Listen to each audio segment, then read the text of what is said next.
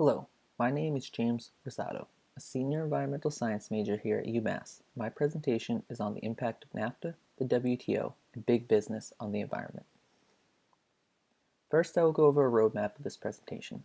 I will first define the key ideas of neoliberalism, the North American Free Trade Agreement, also known as NAFTA, and the World Trade Organization, also known as the WTO, and explain how neoliberal ideology is the basis of these trade agreements. I will then go on and discuss the environmental impacts of NAFTA and the WTO by providing specific examples for each of them. After that, I will explain the impact of NAFTA and WTO on big business, specifically the fossil fuel industry, and how the fossil fuel industry subsequently impacts the environment. Finally, I'll end the presentation talking about why you should care about this issue.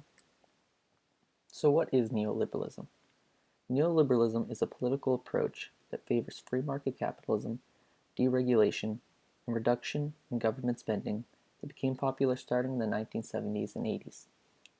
In his book, A Brief History of Neoliberalism, David Harvey argues that neoliberalism is a form of political economy that strives to accomplish only one mission: to restore the class power of the global economic elite.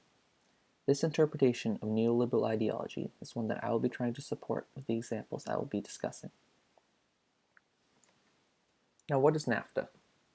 NAFTA is an agreement between Canada, Mexico, and the United States, which created a trilateral trade bloc in North America. This began in 1994 and superseded the 1988 Canada-US Free Trade Agreement and was in effect until this past year, when itself was superseded by the US-Mexico-Canada Agreement. This new agreement involved only small changes and has not been in effect for long enough, so I will not be discussing it, nor will I be discussing the Canada-US Free Trade Agreement, as all the impacts it may have had are represented by NAFTA. The WTO is an intergovernmental organization that is concerned with the regulation of international trade between nations. It officially commenced in 1995 and is the largest international economic organization in the world. Both these organizations were established to promote trade among nations in the agreements, but the WTO operates at a global scale, whereas NAFTA operates at a smaller level. As a reminder, neoliberalism favors free market capitalism, deregulation, and reduction in government spending. These two trade agreements both boost trade, which reflects the neoliberal ideology of a free market. They also reduce trade barriers, which reflects deregulation. Additionally, these trade agreements result in private companies being able to trade more freely, which can reduce government spending. While all this seems like a good thing, the benefits of WTO and NAFTA facilitated free trade are not shared equally between rich and poor nations. For example, I would discuss the impact on deforestation in Mexico due to NAFTA.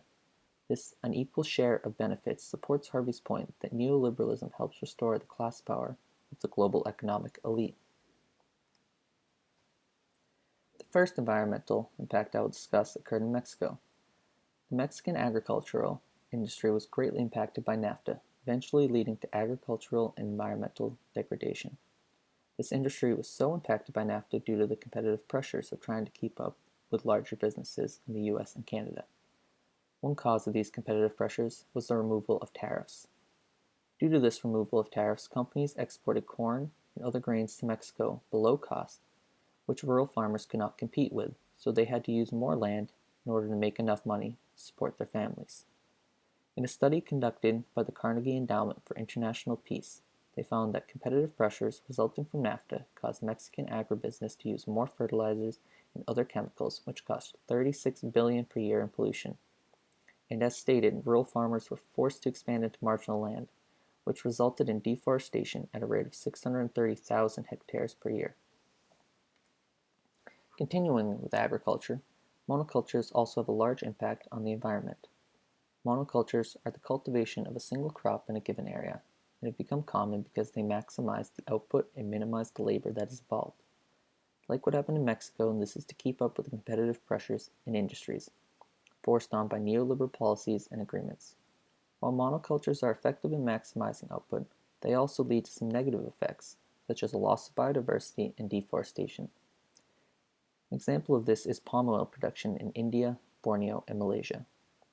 Palm oil is a very common ingredient being used in cosmetics, detergents, and foods, such as ice cream, chocolate, and chips. among many other products. Palm oil production requires a lot of space for the trees to grow properly, and there is a lot of unused space between each tree, which essentially just becomes wasted land, since typically nothing else is planted there, and animals don't like to use it either. Palm oil harvests also have a very low yield, with only about 10% of the total dry biomass forming the oil. Finally, a common method in monoculture farming is slash and burn, which is when farmers cut down all the vegetation and burn it after a harvest to enrich the soil. This is only effective in the short term, however, and eventually farmers will have to move to a new plot of land, leaving the old plot unusable for farming. All these impacts are a result of farmers wanting to maximize their outputs based on a neoliberal policy, trying to keep up with other companies who are doing the same thing because they can under the WTO due to its profitability. The WTO's purpose is to make sure trade flows freely between nations, but this can sometimes cause problems for local provisions in trading. One such example of this occurred in Ontario, Canada, to a solar company. This example is discussed in the book This Changes Everything by Naomi Klein. Basically what happened is Silfab Solar viewed Ontario as a great market to bring their solar panels to, so they decided to construct and operate some factories there. In order to help revive Ontario's manufacturing sector, create jobs, and help the economy, they sourced local work, which created 31,000 jobs. This program was very successful until the WTO stepped in and said that what they were doing was illegal under WTO guidelines.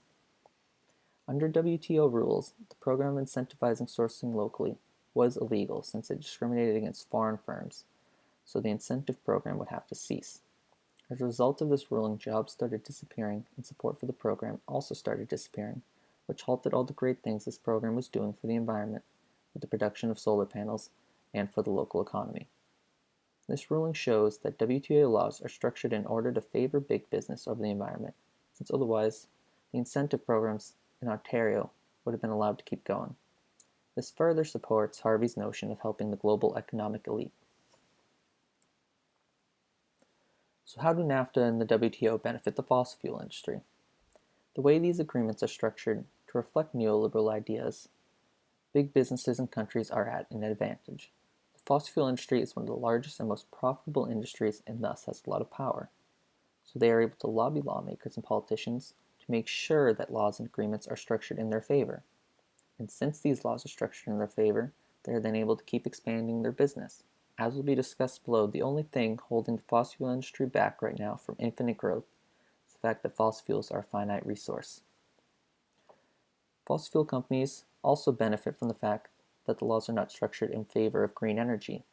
The issue of local sourcing, as discussed above, while it could happen to fossil fuel industries, it is less likely to happen due to the profitability of the industry, as well as fossil fuel industries being able to source non-locally due to their profitability. So now what are some ways the fossil fuel industry impacts the environment? It should be noted that all of the impacts discussed in this slide are not directly impacted by NAFTA and the WTO, but the policies in place indirectly result in the business practices of the companies that end up being so harmful to the environment. As I have mentioned before, competitive pressure from other companies and countries is a huge driving force in the decision companies make. In the fossil fuel industry, this has resulted in companies investing dirtier sources of fossil fuels, such as the Alberta tar sands. Since fossil fuels are a finite resource, companies have been forced to invest in the mining of these reserves in order to meet their profit margins and keep investors happy. Additionally, when fossil fuel companies dip below a certain level in reserves, they often cut or reduce their green energy programs to focus on fossil fuels since they are more profitable. For example, when the company Shell had their reserves dip to 95%, they ceased new investment in solar and wind since investors became worried. Finally, the most well-known impact of fossil fuels to the environment is the impact to the atmosphere and climate due to the toxic emissions and mining procedures. As mentioned, fossil fuel companies are now mining dirtier sources of fossil fuels. These sources are dirtier because they are more energy intensive to produce and release more carbon. So the more fossil fuel companies switch to these new sources, the higher the amount of carbon that will be released into the atmosphere from the fossil fuel industry. This is even worse since fossil fuels have already been proven to be the leading cause of carbon emissions, and climate change, as the Intergovernmental Panel on Climate Change found that in 2018, 89% of global CO2 emissions came from fossil fuels and industry. So why should we care? What can we do about this, and why should we do something? In her book, This Changes Everything, Naomi Klein talks about how political leaders and green groups won't save us because they are too wrapped up in neoliberal policy. In addition, green billionaires won't save us even with pledges and sending some money climate action's way, because those are all voluntary. This isn't to say that these pledges and donations are bad, but they simply aren't enough. In order for billionaires to save us, we need to demand action and demand that those that made billions from emitting CO2 be the ones to fund the transition, rather than just cheering for them when they volunteer to do it. These billionaires hold the power to change the world and rectify some of the damage climate change has caused, but none of them are willing to do it. This goes back to my original point on what David Harvey said about neoliberalism, that it strives to accomplish only one mission: to restore the class power of the global economic elite. In this case, the economic elite are the big business owners, politicians, and billionaires. They put this system into place to benefit them. We as the people need to be the ones to demand change for the good of the environment and society. Thank you so much for listening to my presentation. Here are a list of the resources I used if you are interested in any further reading into the topic.